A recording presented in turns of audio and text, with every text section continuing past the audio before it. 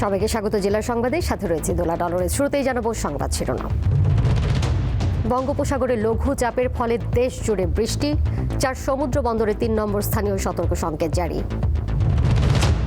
শিক্ষক কর্মকর্তাদের উপর হামলার বিচার দাবিতে রাজশাহী বিশ্ববিদ্যালয়ে কমপ্লিট শাটডাউন চলছে।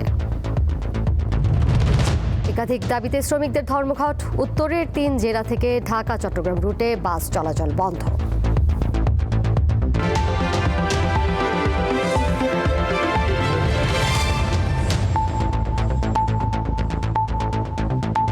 মৌসুমী বায়ু দেশের উপর সক্রিয় রয়েছে। উত্তর বঙ্গোপসাগর ও তৎসংলগ্ন এলাকায় একটি লঘু চাপ সৃষ্টি হয়, সারা দেশে বৃষ্টি হচ্ছে। এতে দুর্ভোগে পড়েছে শিক্ষার্থী ও কর্মজীবী মানুষ। বৃষ্টি অব্যাহত থাকায় কমছে তাপমাত্রাও। এদিকে রাতভর ভারী বৃষ্টির কারণে লক্ষ্মীপুর পৌর শহরের বিভিন্ন স্থানে দেখা দিয়েছে জলাবদ্ধতা, ফলে চরম ভোগান্তিতে পড়ছে সাধারণ মানুষ। ভোলায় বৈরী আবহাওয়ার কারণে গতকাল মধ্যরাত থেকে টানা ভারী বর্ষণ ও থেমে থেমে বজ্রপাত হয়েছে। এ সময় ভোলার তজুমউদ্দিনে বজ্রপাতে এক জেলের মৃত্যু হয়েছে। ফেনীতে গত 24 ঘন্টায় 117 মিলিমিটার বৃষ্টিপাত রেকর্ড করা হয়েছে। পানিতে তলিয়ে গেছে নিচু সড়কগুলো।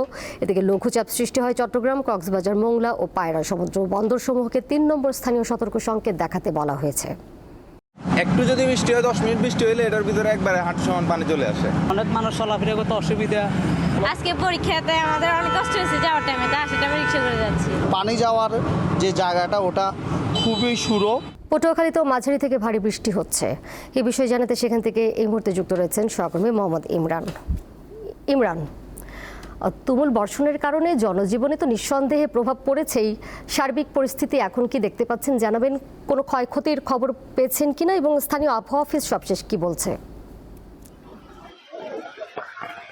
দোলা, আসলে এখন পর্যন্ত বৃষ্টির কারণে কোনো ক্ষয়ক্ষতির পরিমাণ আমরা তেমন লক্ষ্য করিনি। তবে যে বাজারগুলো রয়েছে, বিভিন্ন বাজারে আসলে যে এর প্রভাব কিন্তু কিছুটা পড়েছে। বাজারে মানুষের আনাগোনা অনেকটা কম রয়েছে। আপনি জানেন যে মৌসুমী বায়ু কিন্তু বাংলাদেশের উপর মোটামুটি সক্রিয় রয়েছে এবং বঙ্গোপসাগরে তাপ প্রবল অবস্থায় রয়েছে। এছাড়া বঙ্গোপসাগরে কিন্তু একটি লঘুচাপ সৃষ্টি হয়েছে। এই মৌসুমী বায়ু এবং লঘুচাপের প্রভাবে পটুয়াখালীতে কিন্তু একেবারে ভোররাত থেকেই আসলে গুড়ি থেকে মাঝারি বৃষ্টিপাত হয়েছে। এই মুহূর্তে বৃষ্টি না থাকলেও বিকাল 7:30 নাগাদ কিন্তু আসলে বৃষ্টিপাত হয়েছে। টানা বৃষ্টিতে সবচেয়ে যে নিম্ন আয়ের যে খেটে খাওয়া শ্রমজীবীরা রয়েছেন তারা কিন্তু চরম দুর্ভোগে পড়েছেন। এছাড়া সকল শ্রেণী পেশার মানুষ কিন্তু আসলে ভোগান্তি পোহাচ্ছেন। আর এখানকার আবহাওয়া অফিসের সঙ্গে আমার কথা হয়েছে, তারা যেটা জানিয়েছেন যে আগামী 5 দিন কিন্তু এই বৃষ্টিপাত অব্যাহত থাকতে পারে এবং উপকূলীয় এলাকা দিয়ে কিন্তু যে কোনো সময় ঝড়ো হওয়া বয়ে যেতে পারে। তাই পটুয়াখালীর পায়রা সহ দেশের সব সমুদ্র বন্দরে কিন্তু 3 নম্বর স্থানীয় সতর্কতা সংকেত দেখিয়ে দিতে বলা হয়েছে। সেই সঙ্গে সকল মাছ ধরা ট্রলার সমূহ কিন্তু নিরাপদ আশ্রয় থাকতে বলা হয়েছে। আমি আপনাকে একটি বিষয় জানিয়ে রাখি, এই বৃষ্টি আসলে এখানকার যারা কৃষকরা রয়েছে তাদের সঙ্গে কথা বলেছি। এই বৃষ্টি আসলে যারা আমন চাষ করেছেন তাদের জন্য কিছুটা সুখবর হলেও এখানকার যে সবজি চাষিরা রয়েছে তারা কিন্তু অনেকটা দুশ্চিন্তায় পড়েছেন। বৃষ্টির ধারা যদি অব্যাহত থাকে তাহলে কিন্তু আসলে সবজিতে পচন ধরতে পারে। আর এখানকার আবহাওয়া অফিস আমাদেরকে জানিয়েছেন যে এই বৃষ্টি আগামী অর্থাৎ আরো 5 দিন অব্যাহত থাকতে পারে এবং বৃষ্টির পরিমাণ কিন্তু আরো আসলে বাড়তে পারে। তো দোলা, আসলে পটুয়াখালী থেকে আমার কাছে এই ছিল সর্বশেষ। ইমরান, ধন্যবাদ আপনাকে। পটুয়াখালী থেকে সরাসরি যুক্ত ছিলেন সহকর্মী মোহাম্মদ ইমরান। যাচ্ছি পরের প্রসঙ্গে। রাজশাহী বিশ্ববিদ্যালয়ের উপাচার্য সহ শিক্ষকদের লাঞ্ছিত করার প্রতিবাদে দোষীদের শাস্তি নিশ্চিত না হওয়া পর্যন্ত কমপ্লিট শাটডাউন কর্মসূচি পালন করছেন শিক্ষক কর্মকর্তা কর্মচারীরা। সকাল 9টা থেকে তাদের কর্মসূচি শুরু হয়। শহীদ বুদ্ধিজীবী চত্বরে সমাবেশের পর প্যারিস রোডে মানববন্ধন করেন তারা। দোষী শিক্ষার্থীদের উপযুক্ত শাস্তি নিশ্চিত না হওয়া পর্যন্ত তাদের এই শাটডাউন কর্মসূচি চলবে বলে জানিয়েছেন শিক্ষক কর্মকর্তারা।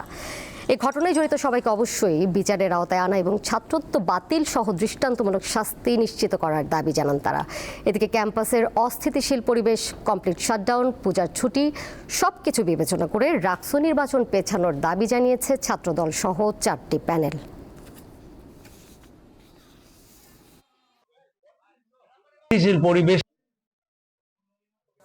পরিবেশে নির্বাচন করলে অনেক ভোটার নেই, সেই দাবি তারা বলে গেছে। সুতরাং নির্বাচন প্রশ্নবিদ্ধ হতে পারে, সে বিষয়ে তারা এটা পিছানোর জন্য অনুরোধ করেছে তাদের স্মারকলিপিতে। তো আমরা সার্বিক অবস্থা আমাদের মিটিংয়ে নিয়ে আসব। এবং ভোটারদের উপস্থিতির কথা বিবেচনা করেন, তা সেই ক্ষেত্রে আমি বলবো আপনারা শিক্ষার্থীদের পালস বোঝার চেষ্টা করেন এবং নির্বাচনটা আমি চাই দুর্গাপূজার পরেই হোক। এটা আমাদের ছাত্র শারদীয় দুর্গা পূজায় নিরাপত্তা নিয়ে কোনো শঙ্কা নেই। পূজার সামনে রেখে খারাপ কোনো কিছু যাতে না ঘটে সেজন্য সব ধরনের ব্যবস্থা নেওয়া হয়েছে বলে জানিয়েছেন স্বরাষ্ট্র উপদেষ্টা জাহাঙ্গীর আলম চৌধুরী। সকাল 11টায় নারায়ণগঞ্জ শহরের মিশনপাড়া এলাকায় রামকৃষ্ণ মিশন আশ্রমে পূজা মণ্ডপ পরিদর্শন শেষে সাংবাদিকদের সাথে আলাপকালে তিনি কথা বলেন। গতবারের চেয়ে এবার সাম্প্রদায়িক সম্প্রীতির বন্ধন ভালো উল্লেখ করে তিনি বলেন, এবার সারা দেশে 33,000-এরও মতো মণ্ডপে পূজার আয়োজন করা হয়েছে। সাম্প্রদায়িক সম্প্রীতির মধ্যে যাতে পূজা উদযাপন করা যায় সেজন্য সকল ধরনের ব্যবস্থা নেওয়া হয়েছে। এবারের পূজা ধর্মীয় ভাবগাম্ভীর্য উৎসবমুখর পরিবেশে উদযাপিত হবে বলে আশাবাদ ব্যক্ত করেন তিনি। 33,000-এর মতো পূজা মণ্ডপ আছে। এই সবগুলি পূজা মণ্ডপের জন্যই আমাদের এই ভাইয়েরা তাদের মানে ভলান্টিয়ার রাখবে 7 জন করে, আমাদের আনসার থাকবে 8 জন করে, এবং পুলিশ থাকবে, র্যাব থাকবে এবং সেনাবাহিনী থাকবে। এর অধিকন্তু আমরা কিন্তু প্রায় 80,000 এই মহিলা এবং শিশু বিষয় মন্ত্রণালয় থেকে ভলান্টিয়ার রাখতেছি। এবার এই জন্য কোনো ধরনের কোনো অসুবিধা হবে না। এবার কেওয়াই স্টিল চট্টগ্রাম সংবাদ।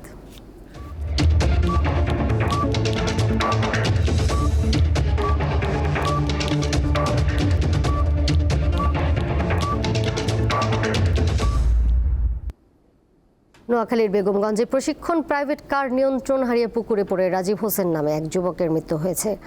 সকাল 9:30টার দিকে উপজেলার বেগমগঞ্জ ইউনিয়নের চৌমোহনী মাঝদি সড়কের কাজীনগর গ্রামের সর্দারবাড়ি এলাকায় এই দুর্ঘটনাটি ঘটে। স্থানীয়রা জানান, নিহত রাজীব প্রাইভেট কার নিয়ে নিয়ন্ত্রণ হারিয়ে সড়কের পাশের পুকুরে পড়ে যায়। এক পর্যায়ে গাড়িটি ডুবে যায়। পরে স্থানীয়রা রাজীবকে উদ্ধার করে উপজেলার স্বাস্থ্য কমপ্লেক্সে নিয়ে গেলে চিকিৎসক তাকে মৃত ঘোষণা করেন।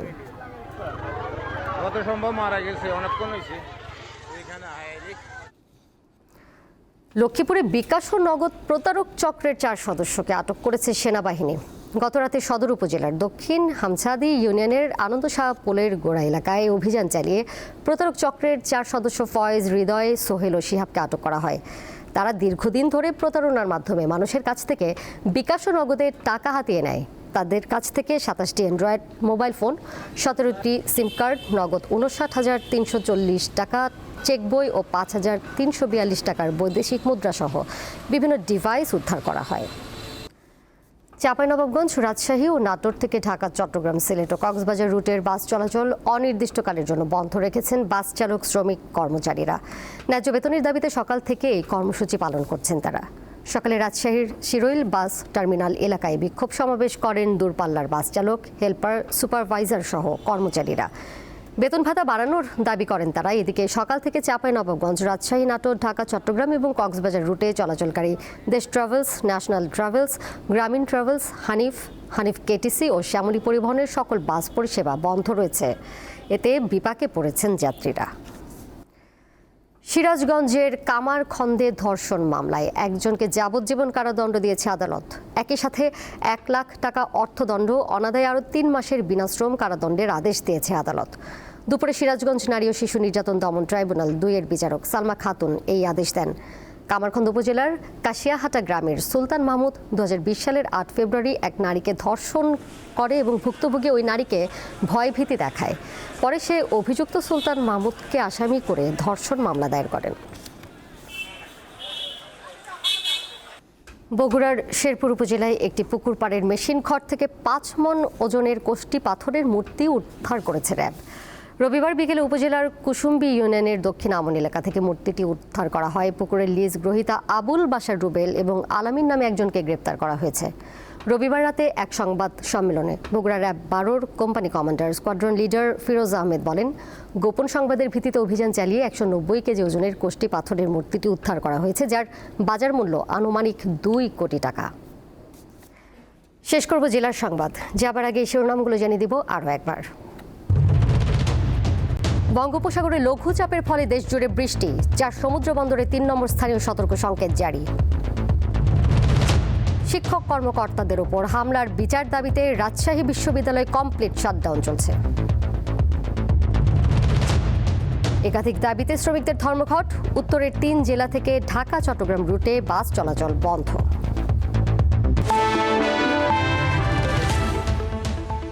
আর এই ছিল এখনকার মতো।